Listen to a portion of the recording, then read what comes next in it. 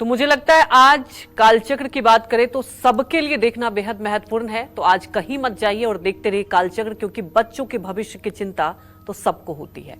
पंडित जी, अगर बात की जाए किसी भी बच्चे की, हम बात करें उसके पर्सनालिटी की बात करें, बिहेवियर की बात करें, तो कुंडली में जो लग्न होता है उससे कितना महत्वपूर्ण होता है। आज हम बच्चों के खास तौर पर बिहेवियर की बात करें पंडित जी, तो जो लग्न में अगर कुछ ग्रह होते हैं वो अच्छे फल नहीं दे रहे हैं, तो क्या उसी का असर होता है जो बच्चे के बिहेवियर में बदलाव देखने को मिलता है? देखो, ऐसा है अंजलि जी। ग्रहाराज्यम प्रयक्षन्तिम ग्रहाराज्यम हरन्ति च ग्रह व्याप्तम मिदम सर्वत्रैलोक्य सचराचरम। इस पूरे भूमंडल में अगर छोटी सी छोटी भी कोई घटना हो रही है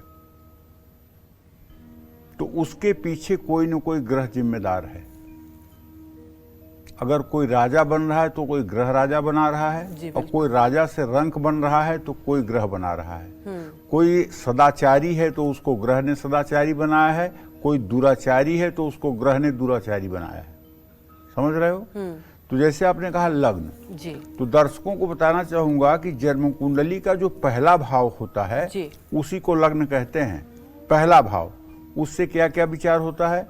उससे आदमी का रंग, किस रंग का आदमी होगा, उसकी लंबाई, एक तो रंग हो गया, दूसरी लंबाई, दूसरे चेहरे पर किसी तरह के अगर निशान हैं तो वो, स्वास्थ्य में होने वाली बीमारियां, ये सब चीज प्रथम भाव से यानी लग्न से देखा जाता है। अगर हम लग्न कहें तो आप समझ लीजिएगा कि कुंडली का प्रथम भाव, जिसको तनु भाव कहा जाता है, शरीर भाव कहा जाता है, मैं उसकी बात कर रहा हूं। बच्चे की जन्म कुंडली में लग्न में गुरु हो तो बच्चा शांत स्वभाव का और समझदार होता है। कहा जाता है ना, यस्य केंद्रे बृहस्पति किम कुर्वन्ति अन्य ग्रहा। जिसके केंद्र में बृहस्पति हो तो उसके दूसरे ग्रह अगर खराब भी हों तो कुछ नहीं कर सकते। अगर लग्न में बृहस्पति होगा तो उसकी पूर्ण दृष्टि पंचम भाव पे जाएगी, उसकी पूर्ण दृष्टि नवम भाव पर जाएगी, तो लड़का समझदार होगा, बुद्धिमान होगा, इंटेलिजेंट होगा, पढ़ाई करने वाला होगा, भाग्यशाली होगा। और बच्चे की कुंडली में लेकिन अगर बृहस्पति नीच राशि का होगा तो ये सब परिणाम उलट जाएंगे। नीच नवांश में होगा तो ये सारे परिणाम विपरीत हो जाएंगे।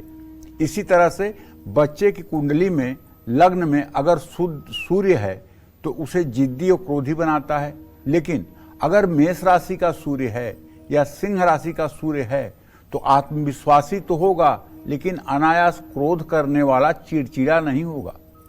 ध्यान रखिएगा, अगर आपके प्रथम भाव में 1 नंबर और 5 नंबर लिखा हुआ है, वहां सूर्य है, तो बच्चा आत्मविश्वास से परिपूर्ण होगा, राजयोग से परिपूर्ण होगा, लेकिन चिड़चिड़ा नहीं होगा। लेकिन यदि दूसरी किसी राशि में होगा तो बेवजह का क्रोध करने वाला, बेवजह की जीत करने वाला होगा। ये बात भी ध्यान रख करके विचार करने योग्य बात है। अगर सूर्य की ये अशुभ स्थिति है उसकी कुंडली में, तो ऐसे बच्चों को जब बोलना शुरू करें तभी से उन्हें गायत्री मंत्र याद करवाना चाहिए। ओम भूर्भुवः स्वः तत्सवितुर्वरेण्यं भर्गो देवस्य धीमहि धियो यो नः प्रचोदयात्। बच्चों को बचपन से ही गायत्री मंत्र याद करवाना चाहिए और उनसे 2-5 बार रोज गायत्री मंत्र बोलवाना चाहिए। अगर बच्चे के लग्न में मंगल है तो अब क्रोधो पराक्रमो भौम, क्रोध और पराक्रम का कारक ग्रह मंगल है। अगर मंगल लग्न में है तो बच्चा झगड़ालू होगा, झगड़ालू स्वभाव का होगा और जरूरत से ज्यादा साहसी होगा, यानी ये कहूं दुस्साहसी होगा। मतलब जो काम करने के लिए कोई सोच नहीं सकता है उस काम को वो दुस्साहस से कर देगा। अगर मंगल मेष राशि का, वृश्चिक राशि का या मकर राशि का होगा तो ऐसी स्थिति नहीं होगी। साहसी तो होगा लेकिन दुस्साहस नहीं करेगा। लेकिन मंगल यदि किसी दूसरी राशि में है तो दुस्साहसी होगा। मंगल लग्न में होता है तो मांगलिक योग भी बनता है।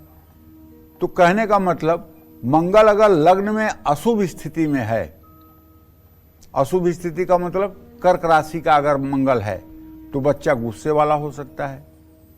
ऐसे बच्चे लड़ाई झगड़ा करते हैं, बड़े होने पर इन्हें ब्लड प्रेशर से जुड़ी बीमारी होती है। ऐसे बच्चों में डायबिटीज कम उम्र में हो जाता है। लग्न में अगर मंगल कमजोर हो तो बच्चा हर काम में जल्दबाजी करता है और जल्दबाजी में उसे चोट चपेट लगती रहती है। कुंडली में मंगल के साथ साथ बृहस्पति भी अगर कमजोर हो जाए तो बच्चा क्रोधी होने के साथ साथ गलत आदतों में भी शामिल हो सकता है, क्योंकि बृहस्पति एक ऐसा ग्रह है कि ये जिस भाव को देखता है उसमें जीव पैदा हो जाता है, जान पैदा हो जाती है। अगर किसी निर्बल ग्रह को भी पूर्ण दृष्टि से मजबूत बृहस्पति देख ले तो वो निर्बल ग्रह भी बलवान हो जाता है।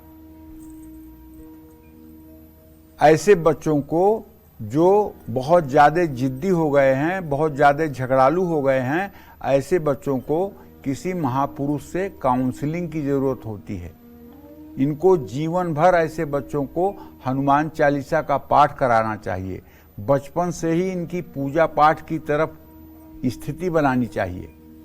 बच्चे की ऊर्जा को सही दिशा देने के लिए इनसे खेल कूद करवाना चाहिए, खेल कूद की ट्रेनिंग दिलवाना चाहिए। और ऐसे बच्चों को ज्यादा मसालेदार और तैलीय भोजन बिल्कुल नहीं देना चाहिए। अगर बच्चे को गुस्सा ज्यादा आता है, उसके माथे पर सफेद चंदन का यदि टीका लगाया जाए तो इससे भी निश्चित रूप से लाभ मिलता है, और वो भी मलयागिर चंदन का टीका। मलयागिर चंदन की टीका की जो शीतलता होती है वो बच्चे के क्रोध को शांत करने के लिए रामबाण जैसा काम करेगी। जय मां विंध्यवासिनी।